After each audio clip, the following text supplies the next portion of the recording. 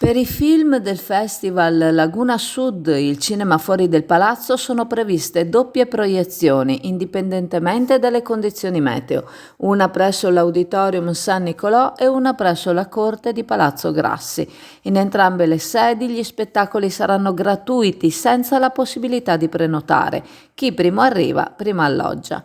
Si tratta della 10ª edizione di questo, che è stato riconosciuto uno tra i 10 migliori festival della Regione Veneto.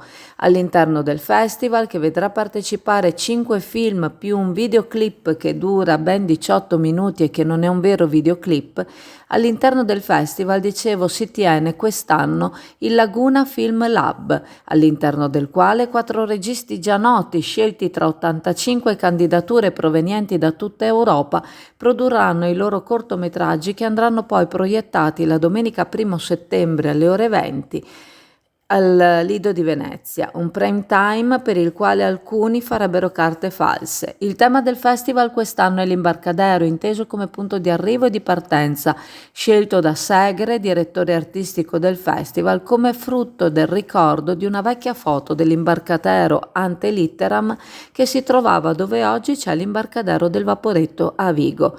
Gli spettacoli iniziano alle 20:30 all'Auditorium, alle 21 al Giardino di Palazzo Grassi, dal 21 agosto al 25.